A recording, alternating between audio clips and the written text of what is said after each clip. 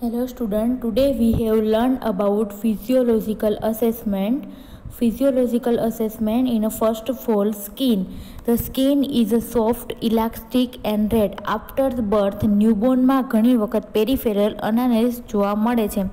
ન્યૂબોર્નની skin વર્નિશ કેસ્યુઝાથી cover હોય છે, જે પ્રોટેક્ટિવ મટીરિયલ છે. વર્નિશ કે જે ઓઇલ અને વોટરનું બનેલું છે. સિબેસિયસ ગ્લેન્ડ કે જે ફેટી સબસ્ટન્સ ઉત્પન્ન કરે છે, જે પ્રોટેક્ટિવ એજન્ટ છે, જે બાથ દરમિયાન ઘસીને સાફ ન કરવું જોઈએ. એટલે કે સ્કિન છે જે બેબી બોર્ન થાય છે એનું આપણે ફિઝિયોલોજીકલ અસેસમેન્ટ કરીએ તો તેની સ્કિન છે એકદમ કેવી હોય છે, રેડ હોય છે, સોફ્ટ હોય છે અને ઇલાસ્ટિક હોય છે. તે શેનાથી કવર થયેલી હોય છે તો કે વર્નિક્સ કેસ્યોઝાથી. વર્નિક્સ કેસ્યોઝા કોને કહેવાય તો કે જે બેબીના બોડીની ઉપર સફેદ કલરનું જે ચીકણો પદાર્થ જે ચોટેલો હોય છે તેને શું કહેવાય? વર્નિક્સ કેસ્યોઝા કહેવાય છે.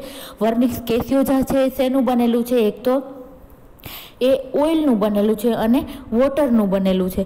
અને સિબેસિયસ ગ્લેન્ડ કે જે ફેટી સબસ્ટન્સ ઉત્પન્ન કરે છે તે એકદમ કેવું હોય છે? ચીકણું, કે જે સિબેસિયસ ગ્લેન્ડ દ્વારા ઉત્પન્ન થાય છે અને તે કેવું હોય છે? એકદમ ફેટી હોય છે. અને એ કઈ રીતના વર્તે છે તો કે પ્રોટેક્ટિવ એજન્ટ તરીકે વર્તે છે. અને જે બેબીનો બર્થ થાય એ પછી એને ઘસીને સાફ ન કરવું જોઈએ. ધેન મિલિયા, જે મોતી જેવા વ્હાઇટ સિસ્ટ ફેસમાં કોઈક વાર જોવા મળે છે, જે સિબેશિયસ ગ્લેન્ડ ઓર હેર ફોલિકલ્સથી થાય છે, જે અમુક વીક પછી ડિસઅપિયર થાય છે. એટલે કે મિલિયા છે કોને કહેવાય તો કે ઘણી વખત છે બેબીના માઉથ ઉપર, આઈસની આજુબાજુ, નોઝની આજુબાજુ મોતીના દાણા જેવી ઝીણી ઝીણી ફોડલીઓ ટાઈપ જોવા મળે છે. તેને શું કહેવાય છે? મિલિયા કહેવાય છે. અને એ મિલિયા છે એ કોના કારણે હોય છે તો કે ઘણી વખત છે એ સિબેશિયસ ગ્લેન્ડના કારણે હોય છે, અથવા તો હેર ફોલિકલ્સ છે ત્યાંથી એ બનવાના હોય એના કારણે હોય છે. પરંતુ તે છે એ થોડાક વીક પછી એ કેવી થઈ જાય છે? ડિસઅપિયર થઈ જાય છે. મિલિયા કોને કહેવાય તો કે ઘણી વખત છે એ સફેદ કલરના મોતીના દાણા જેવી, ઘણી વખત છે આઈસની આજુબાજુ હોય છે, ઘણી વખત છે નોઝની આજુબાજુ હોય છે, ઘણી વખત છે લિપ્સની આજુબાજુ હોય છે, સફેદ કલરની ફોડલીઓ જોવા મળે, તેને શું કહેવાય? મિલિયા કહેવામાં આવે છે. તેન ફિઝિયોલોજીકલ જોન્ડિસ. ન્યૂબોર્નની અંદર ફિટલ રેડ નંબરમાં બ્રેકડાઉન થવાથી 24થી 48 કલાક બાદ માઇલ્ડ જોન્ડિસ ડેવલપ થાય છે, જે ઓબ્ઝર્વ કરી રેકોર્ડ કરવામાં આવે છે. ફિઝિયોલોજીકલ જોન્ડિસ માટે ટ્રીટમેન્ટની જરૂર નથી, થોડા દિવસમાં તે ક્લિયર થઈ જાય છે. હવે ફિઝિયોલોજીકલ જોન્ડિસ કોને કહેવાય? કે બેબીનો બર્થ થાય એ પછી 24થી 48 કલાકની અંદર બેબીના છે રેડ બ્લડ કાઉન્ટ છે એ થોડો બ્રેકડાઉન થાય છે. એના કારણે શું જોવા મળે છે? માઇન્ડ થોડો એવો જોન્ડિસ એટલે કે કમળો જોવા મળે છે. અને આપણે તે શું કરી શકીએ? રેકોર્ડ કરી શકીએ. અને એ ફિઝિયોલોજીકલ જોન્ડિસ એટલે કે એ કમળો છે એ શું થશે? એને કોઈ પણ જાતની ટ્રીટમેન્ટની જરૂર નથી, તે થોડા જ દિવસમાં એ શું થઈ જશે? ક્લિયર થઈ જશે, એટલે કે મટી જશે. Then head and skull. ન્યૂબોર્નના બોન યુનાઇટેડ નથી, જે સ્યુચર દ્વારા ડિવાઇડેડ થયેલા હોય છે. આ લોન જંકશન આગળ ટ્રાયેન્ગ્યુલર સોફ્ટ સ્પેસ તરીકે જોવા મળે છે. તેને ફોન્ટાનેલ કહે છે. એન્ટિનિયર ફોન્ટાનેલ, જે ફોન્ટાનેલ અને પેરીફેરલ બોનના જંકશન આગળ, તથા પોસ્ટર ફોન્ટાનેલ કે જે પેરીફેરલ અને ઓક્સિપિટલ બોનના જંકશન આગળ જોવા મળે છે, જે બર્થ સમયે ઓપન હોય છે, જ્યારે સોફ્ટ સ્પોટ તરીકે ફીલ કરી શકાય છે. હવે હેડ એન્ડ સ્કલ. હેડ અને સ્કલ છે તેના બોન છે બેબીનો બર્થ થાય ત્યારે કેવા હોય છે? યુનાઇટેડ એટલે કે એકદમ જોડાયેલા નથી હોતા. એ કોના દ્વારા જોડાયેલો હોય છે તો કે એની વચ્ચે સ્યુચર, સાંધાઓ દ્વારા એ જોડાયેલા હોય છે. અને તેને આપણે શું કહેવાય છે? ફોન્ટાનેલ કહેવાય છે. ફોન્ટાનેલ છે આપણે આગળ આવી ગયું કે એન્ટિનિયર ફોન્ટાનેલ અને પોસ્ટિરિયર ફોન્ટાનેલ. તેના આકાર પણ કેવા હોય છે? અલગ અલગ હોય છે. અને તે કેવા હોય છે? સોફ્ટ, આપણે દબાવી શકીએ તેવા હોય છે. ધેન કેપુટ સક્સીડિનમ. કેપુટ સક્સીડિનમ કોને કહેવાય તો કે ડિલિવરી પછી હેડના સોફ્ટ ટિશ્યુમાં ઇન્ડિમેટર સ્વેલિંગ જોવા મળે છે. ઈડીમાં થોડા દિવસમાં અદૃશ્ય થઈ જાય છે. એટલે કે ડિલિવરી પછી શું થાય છે? હેડના જે સોફ્ટ ટિશ્યુ છે તે કેવા જોવા મળે છે કે તેની અંદર ઈડીમાં જોવા મળે. તેનાથી માથું છે થોડું કેવું લાગશે? થોડું મોટું લાગશે. એને શું કહેવાય? કેપુટ સક્સીડિનમ કહેવામાં આવે છે. તે આપણે આગળ છે અધર ડિસીઝ કન્ડિશન આવશે બેબીની, તેની અંદર વધારે ડીપની અંદર જોશું. ધેન કેફેલોહિમેટોમા કોને કહેવાય કે આફ્ટર બર્થ સ્કલ અને પેરિઓસ્ટિયમની વચ્ચે બ્લડ કલેક્શન થવાથી જે 2 થી 3 વીકમાં રીઓબ્ઝર્વ થઈ જાય છે. એટલે કે કેફેલોહિમેટોમા કોને કહેવાય કે બેબીનો બર્થ થઈ જાય એ પછી એના સ્કલ અને જે એ સ્કલને કવર કરતા ટિશ્યુ છે એની વચ્ચે પાણીનું કલેક્શન થઈ જાય છે. પરંતુ એ શું થશે 2 થી 3 દિવસની અંદર એ પાછું એબ્ઝોર્બ થઈ જશે. ધેન બ્રેસ્ટ નોડ્યુલ પાલ્પેબલ થાય છે જે સામાન્ય રીતે 5 mm ડાયામીટરમાં હોય છે. મેલ અને ફિમેલ બંનેના બ્રેસ્ટ એંગોર્જ જોવા મળે છે જે બ્લડની અંદર મેટર્નલ ઇસ્ટ્રોજનના કારણે જોવા મળે છે તથા પેલ મિલ્કી ફ્લુઇડ સિક્રીટ થાય છે. તેને વીચ મિલ્ક કહે છે જે 4 થી 6 વીકમાં ડિસઅપિયર થાય છે. હવે ચેસ્ટ આગળ આવ્યું હતું તેમ જ કે ચેસ્ટની અંદર શું જોવા મળે છે જે બ્રેસ્ટ નોડ્યુલ હોય છે નિપલ હોય છે એ કેવા હશે પાલ્પેબલ હશે. તેનો ડાયામીટર 5 mm નો હશે. ફિમેલ અને મેલ બંને બેબી હશે એના બ્રેસ્ટ છે એ થોડા એનલાર્જ હશે એંગોર્જ હશે. તો શેના કારણે તો કે મેટર્નલ એની માતાના જે કંઈ પણ હોર્મોન છે બ્લડની અંદર સિક્રીટ થયા હશે ઇસ્ટ્રોજન છે સિક્રીટ થયો છે તેની અસર શેમાં જોવા મળે છે બેબીની બ્રેસ્ટ ઉપર.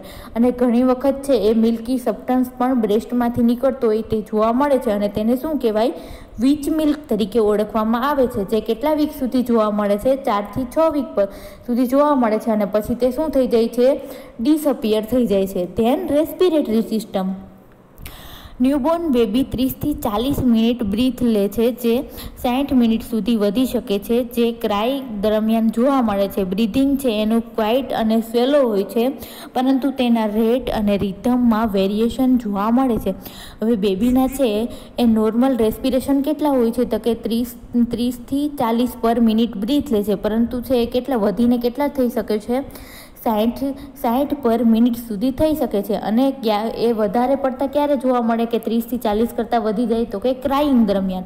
અને એના બ્રીથ કેવા હશે એકદમ ઝડપી અને સ્લો હોય છે પરંતુ તેનો રેટ છે એ કેવો જોવા મળે છે એની રિધમમાં વેરિએશન એટલે અલગતા જોવા મળે છે. ધ ન્યૂબોર્ન બેબીના બ્રીધિંગ એબ્ડોમિનલ મુવમેન્ટ કાઉન્ટ કરવાથી પણ મેઝર કરી શકાય છે. હવે બેબીના આપણે બ્રીધિંગ છે એ કઈ રીતના કાઉન્ટ કરી શકીએ બેબી જેમ શ્વાસોશ્વાસની ક્રિયા કરશે તેમ તેનું પેટ પણ શું થશે ઉપર નીચે થશે તો આપણે એ કાઉન્ટ કરીને પણ તેના બ્રીધિંગ છે એ મેઝર કરી શકીએ. Then circulatory system infant heart rate 120 થી 140 પર મિનિટ હોય છે. ક્રાઇંગ દરમિયાન તે 160 પર મિનિટ સુધી વધે છે. બ્લડ પ્રેશર રેકોર્ડ કરવું છે એ બેબીનું કેવું બને છે મુશ્કેલ હોય છે. હવે એના ઇન્ફન્ટના હાર્ટ રેટ કેવા હશે કેટલા હશે તો કે 120 થી 140 પર મિનિટ છે એ કેવા હશે નોર્મલ. પણ જ્યારે ક્રાય કરે છે ત્યારે તે વધીને કેટલા સુધી જાય છે 160 પર મિનિટ સુધી જાય છે. Then gastrointestinal system at birth GI system function કરે છે એટલે કે બેબીનો બર્થ થઈ જાય પછી બેબીને જે જીઆઈ સિસ્ટમ છે ગેસ્ટ્રોઇન્ટેસ્ટાઇનલ સિસ્ટમ છે આખું ફંક્શન કરવાનું સ્ટાર્ટ કરી દે છે.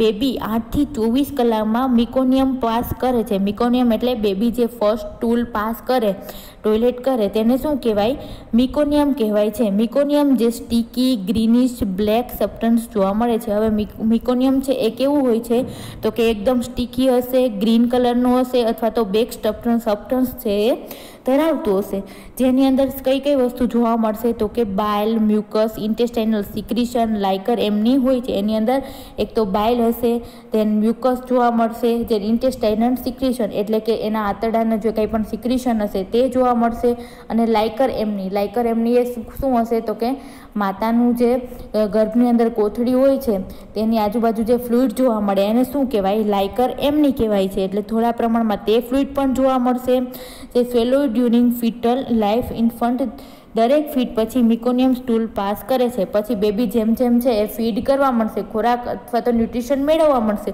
તેમ જે મિકોનિયમ છે એ પાસ કરશે અથવા ઇન બિટવીન પાસ કરે છે. તે 0 થી 8 ટાઈમ પર ડે થાય છે. એટલે કે બાળક છે સ્ટૂલ દિવસની અંદર કેટલી વખત પાસ કરશે 0 થી 8 વખત પર ડે પાસ કરે છે. વોમિટિંગ થાય તો ગભરાવાની જરૂર નથી. ન્યૂબોર્નની અંદર હિકઅપ્સ પણ કોમન છે. એટલે ઘણી વખત છે બેબી મિલ્ક ફીડ કરી લે, પછી ઘણી વખત છે મોઢામાંથી ફરીથી બહાર કાઢતું હોય છે. એ પણ એક કોમન છે કે હિકઅપ્સ કે ફરીથી બેક આવે, હેટકી જેવું આવે તો છે એનું ફીડ જે કરેલું હોય છે એ પાછું મોઢા દ્વારા છે બહાર આવે છે, તો એ કોમન છે.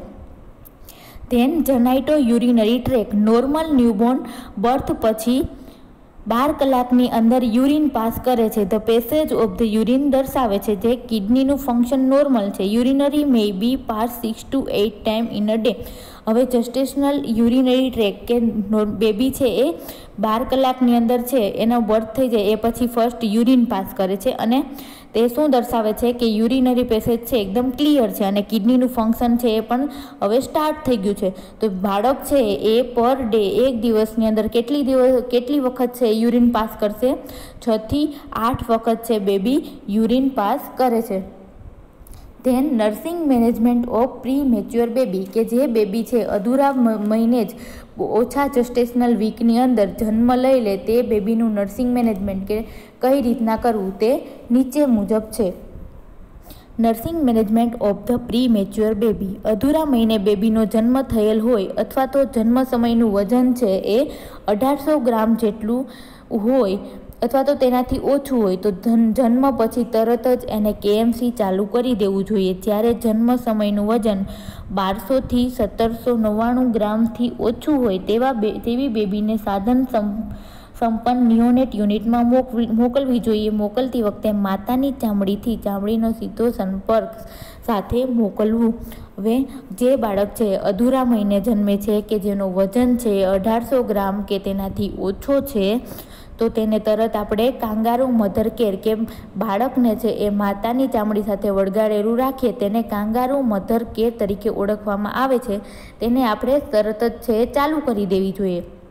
અને જો બેબીનું વજન છે 1200 થી 1799 ગ્રામ સુધીનું હોય તો તેને આપણે નિયોનેટલ કેર યુનિટની અંદર NICUની અંદર છે આપણે દાખલ કરવું જોઈએ.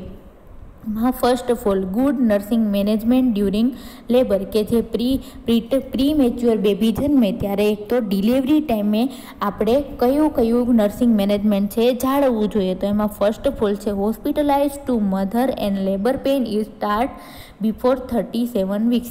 એટલે કે મધરને આપણે શું કરવી જોઈએ? હોસ્પિટલમાં દાખલ કરવી જોઈએ. જો મધરને છે એ 37 વીક્સ પહેલાં જો ડિલિવરી માટેનો દુખાવો છે ચાલુ થઈ જાય ત્યારે give orally glucose or tea or coffee for stimulate the labour pain. એટલે કે માતાને છે એ લેબર પેન છે ચાલુ થઈ જાય અથવા તો તેને સ્ટિમ્યુલેટ કરવા માટે આપણે એને મોઢા દ્વારા શું આપવું જોઈએ? ગ્લુકોઝ શેમાંથી મળી રહેશે? તો કે ટી અથવા તો કોફીમાંથી. Then give injection vitamin K to the mother for prevent intracranial haemorrhage. એટલે કે મધરને આપણે શું આપવું જોઈએ? વિટામિન Kનું ઇન્જેક્શન. વિટામિન K છે શેના માટે ઉપયોગી છે? તો કે બ્લડ જામવાની પ્રક્રિયામાં વિટામિન K છે મહત્વનો ભાગ ભજવે છે. તો આપણે માતાને ડિલિવરી પહેલાં વિટામિન Kનું ઇન્જેક્શન આપી દેવું જોઈએ જેથી કરીને કાંઈ પણ બ્લીડિંગ થાય ડિલિવરી વખતે તો આપણે એને શું કરી શકીએ? પ્રિવેન્ટ કરી શકીએ. Help to the doctor for episiotomy or SOS.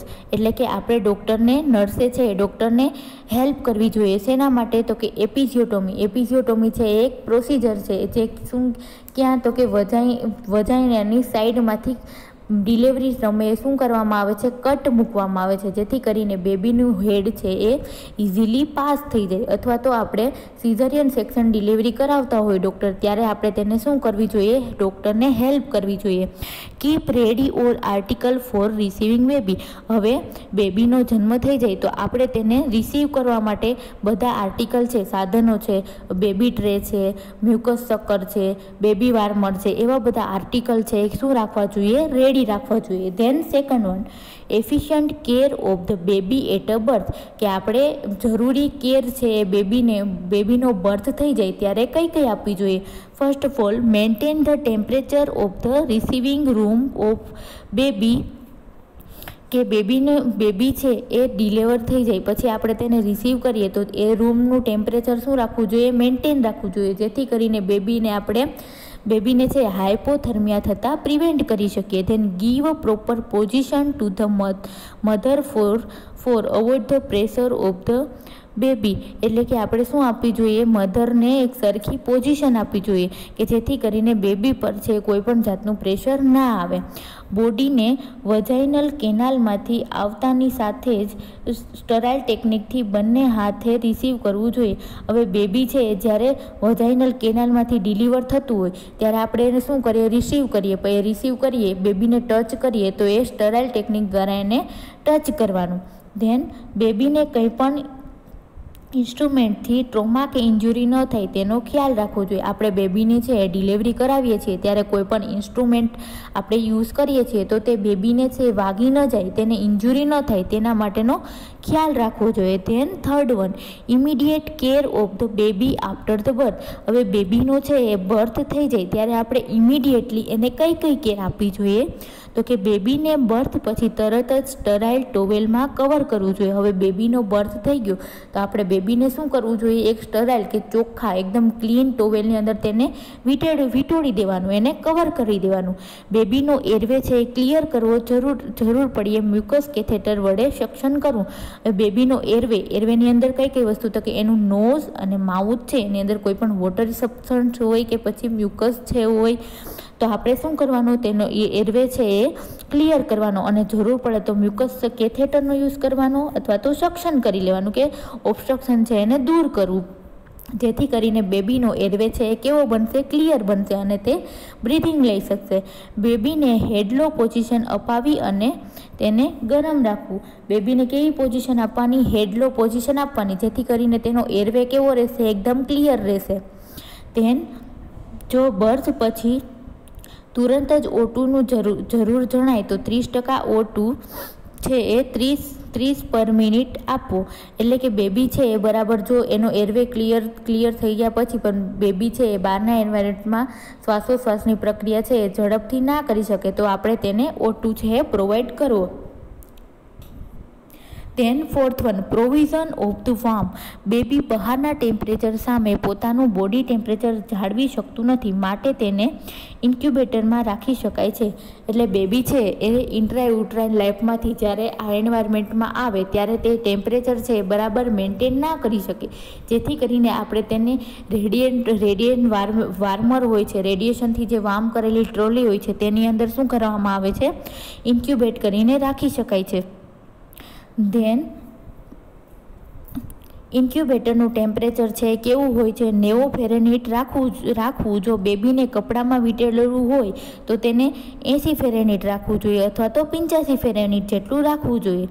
Than fifth one, to take care of the cord by the proper sterile technique. કે હવે જે બેબીનું નાયડું આપણે કહીએ કે કોડ કહીએ તેને આપણે સ્ટરાઇલ ટેકનિક દ્વારા તેની કેર કરવી જોઈએ. Then watch for vital sign and record કે આપણે શું કરવાના, બેબીના વાઇટલ સાઇન એટલે કે TPR BP છે એ 4 અવરલી ચેક કરી લેવાના અને TPR છે એ 1.5 અવરલી ચેક કરવાના. Then medication as per doctor order. જો બાળકને કોઈ પણ મેડિકેશન આપવાની જરૂર હોય, આઈ ડ્રોપ્સ છે કે અધર કાંઈ પણ મેડિકેશન હોય તો એ ડૉક્ટરના ઓર્ડર મુજબ તેને પ્રોવાઈડ કરવું. To take care of the eyes and ear. કે બેબીના આઈઝ અને ઇયરની પણ શું કરવાની, ટેક કેર કરવાની. Care of the skin care આપવાની. Care of the bowel and bladder એટલે કે બોવેલ અને બ્લાડરની પણ આપણે શું કરવાની, કેર આપવાની. બોવેલ અને બ્લાડરની અંદર જો બેબી છે યુરિન પાસ કરશે અથવા તો મિકોનિયમ પાસ કરશે તો તેના બટેક્સ એરિયાને આપણે શું કરવાનું, સ્ટરાઇલ સ્વોબ દ્વારા એને સાફ કરવું જોઈએ. ઓબ્ઝર્વ ફોર ધ ઇમરજન્સી એટલે કે કોઈ પણ બેબીને છે કોઈ પણ પ્રોબ્લેમ થાય, શ્વાસોશ્વાસમાં પ્રોબ્લેમ થાય એટલે કે ડિસ્પનિયા થશે, સાઇનોસિસ કે એવી કોઈ પણ વોમિટિંગ થશે તો આપણે તેને શું કરવું જોઈએ, એમરજન્સી ઓબ્ઝર્વેશન કરવું જોઈએ. Identification and information to the parents એટલે કે બેબીનું આઈડેન્ટિફિકેશન માટેના ટેગ લગાવવા જોઈએ અને જરૂરી ઇન્ફોર્મેશન છે આપણે પેરેન્ટ્સને આપવી જોઈએ. ધેન એક્ઝામિનેશન ફોર ધ એબનોર્માલિટીઝ કે કોઈ પણ હેરની અંદર, લિપ્સની અંદર કે પેલેટની અંદર કે સ્પાઇનલ કોડની અંદર કોઈ પણ જો એબનોર્માલિટી એટલે કે ખોડખાપણ જોવા મળે તો આપણે તેના માટે એને એક્ઝામિનેશન કરવું જોઈએ. To measured wide and recorded. હવે એનો વેઇટ છે આપણે શું કરવાનું, તો કે એને મેઝર કરવાનું. સુટેબલ ફીડિંગ એટલે કે એને ફીડિંગ આપવાનું. પીપેટ, સ્પૂન ઓર રાઇસ ટ્યુબ ફીડિંગ કે કેટલું હોવું જોઈએ 12 ml પર 4 hourly. હવે કઈ દ્વારા તો કે પીપેટ દ્વારા આપણે આપી શકીએ, સ્પૂન ફીડિંગ આપી શકીએ, રાઇસ ટ્યુબ એન્ટર કરીને તેને ફીડિંગ આપી શકીએ. Then prevent infection by the hand washing before the handling, એટલે કે બેબીને આપણે જ્યારે હેન્ડલ કરીએ, હાથમાં લઈએ ત્યારે ઇન્ફેક્શનથી પ્રિવેન્ટ કરવા માટે ફર્સ્ટ ઓફ ઓલ આપણે હાથ છે એ વોશ કરી લેવા જોઈએ. Then give health teaching for the mother for vaccination and its schedule, એટલે કે હવે છે એ છેલ્લે મધરને હેલ્થ એજ્યુકેશન આપવાનું. શેના માટેનું તો કે ટાઈમ ટુ ટાઈમ રસીકરણ કરાવવા માટેનું, તેના સ્કેડ્યુલનું આખું એને એજ્યુકેશન આપવાનું. ધેન નેક્સ્ટ વિડીયોમાં આપણે નવજાત શિશુમાં જોવા મળતી સામાન્ય મુશ્કેલીઓ જોશું.